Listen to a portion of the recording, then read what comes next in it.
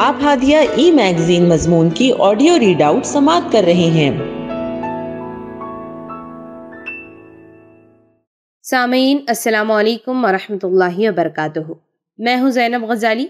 ہادیہ کے شمارے سپٹمبر 2025 کے مضمون کی آڈیو پروگرام میں آپ کا استقبال کرتے ہوں۔ آئیے ہم اس کا آغاز ہادیہ کے زمرہ صحت و صلاح، جس کا عنوان ہے مانع حمل، ادویات اور نوجوان نسل، اور اس کی رائٹر ہیں ڈاکٹر آصفہ نثار۔ مانع حمل وہ طریقے یا آلات ہوتے ہیں جو حمل سے بچنے کے لیے استعمال کیے جاتے ہیں۔ یہ بیضہ دانی، انڈے کی بچے دانی میں چپکنے یا بیضہ خارج ہونے کے عمل کو روک کر کام کرتے ہیں۔ عام اقسام میں کونڈم، زبانی گولیاں، آئیوڈیز، ٹیکے، امپلانٹس اور جراحی بانجھپن شامل ہیں۔ اس کا بنیادی مقصد ناپسندیدہ حمل سے بچاؤ ہوتا ہے، اور ثانوی وجوہات یہ ہوتی ہیں کہ بچوں کی پیدائش کے وقت وقفے کی منصوبہ بندی ہو جائے۔ کچھ ہارمونز مانع حمل ماہواری کی ترتیب PCOS یا کیل مہاسوں کے لیے تجویز کی جاتی ہیں، اور کچھ ممالک میں آبادی پر کنٹرول کے اقدامات کے طور پر۔ ان کے سائیڈ ایفیکٹس اور خطرات مختصر طور پر درج ذیل ہیں۔ ہارمونی گولیاں وزن میں اضافہ، موڈ میں تبدیلیاں، متلی، خون کے لوتڑے بننے کا خطرہ اور طویل مدت میں ہارمونز کی بے ترتیبی کا باعث بنتی ہے۔ نیز آئیوڈیز پیروں کی سوزش، بچہ دانی میں سوراخ اور شروعات میں زیادہ خون بہنے کا باعث بنتے ہیں۔ ٹیکے امپلانٹس بے قاعدہ حیض، طویل استعمال سے ہڈیوں کی کمزوری کا باعث بنتے ہیں۔ دیگر حفاظتی طریقے جیسے کونڈم کم سے کم سائیڈ ایفیکٹس رکھتے ہیں، لیکن پھٹنے کا خطرہ ہوتا ہے۔ اسی طرح اگر ہارمونز مانع حمل کا طویل استعمال کیا جائے تو یہ قدرتی تولیدی صحت کو عام طور پر متاثر کرتے ہیں۔ ہارمونز میں بے ترتیبی، غیر معمولی وزن میں اضافہ، پیروں کی سوزش، خون کے لوتڑے بننے کا خطرہ، باراوری میں تاخیر، عمومی صحت کی بحالی میں رکاوٹ اور ذہنی صحت کے مسائل شامل ہیں۔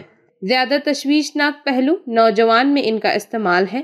نوجوانوں کا رجحان قبل از نکاح تعلقات کے بارے میں ایک خطرناک حد تک غیر سنجیدہ رویہ اختیار کر رہا ہے۔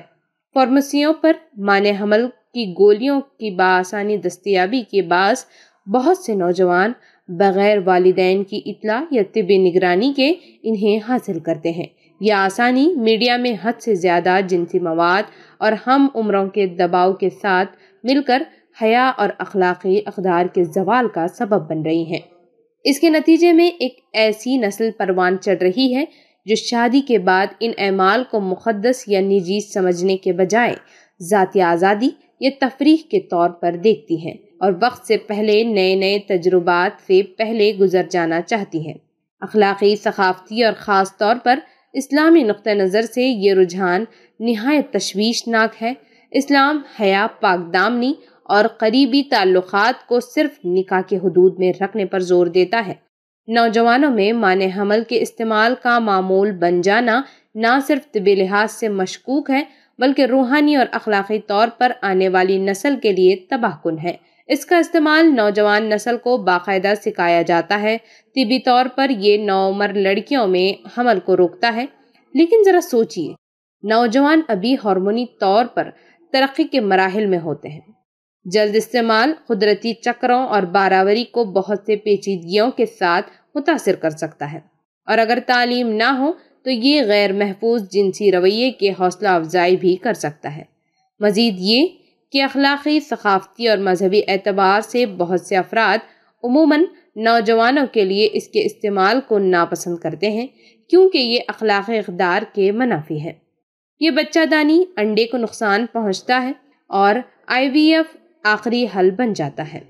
طویل مدتی ہارمونز مانع حمل استعمال قدرتی بیضہ دانی کے اخراج کو سالوں تک دبا سکتا ہے، بچے دانی کے اندرونی تہ کو کمزور کر سکتا ہے، قدرتی انڈے کے معیار اور مقدار میں خلل ڈال سکتا ہے، جس کے نتیجے میں کچھ خواتین کو دوا بند کرنے کے بعد حمل میں دشواری کا سامنا ہوتا ہے۔ IVF ان وٹرو فرٹیلائزیشن اکثر ان خواتین کے لیے آخری سہارا بن جاتا ہے جن کی باراوری متاثر ہو چکی ہے، چاہے وہ مانع حمل کا غلط استعمال ہو، دیر سے بچہ پیدا کرنے کا فیصلہ ہو یا دیگر عوامل۔ اسلام میں عارضی مانع حمل صرف اس وقت جائز ہے جب شوہر اور بیوی دونوں کے باہمی رضامندی ہو اور اس سے کوئی نقصان نہ ہو۔ مستقل طریقے جیسے کہ نسبندی وغیرہ حرام ہے جب تک کہ طبی طور پر ناگزیر نہ ہو۔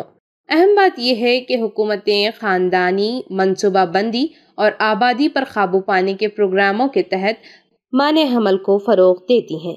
کانڈم، گولیاں مفت تقسیم کی جاتی ہیں اور آگہی مہمات عام ہیں۔ طبی ماہرین بعض اوقات دواساز کمپنیوں کے اثر کی وجہ سے ہلکی ماہواری کے مسائل پر بھی مانع حمل تجویز کرتے ہیں۔ یہ ہماری ذمہ داری ہے کہ ہم خود اور اپنے بچوں کو ان حقیقتوں سے آگاہ کرائیں۔ ہادیہ مضمون کی آڈیو سماعت کرنے کے لیے شکریہ۔ امید ہے کہ آپ کو پسند آیا ہوگا۔ ہمیں آپ کے مشورے کا انتظار رہے گا۔ اپنا مشورہ، تبصرہ اور مضامین editor@hadia.in پر ارسال کریں اور ہادیہ ای میگزین کے مضامین کو پڑھنے کے لیے ویب سائٹ www.hadia.in سبسکرائب کریں۔ انشاءاللہ ہم اگلے ہادیہ ای میگزین کے شمارے سے دلچسپ مضامین کی آڈیو لے کر حاضر ہوں گے۔ تب تک کے لیے اجازت۔ اللہ حافظ۔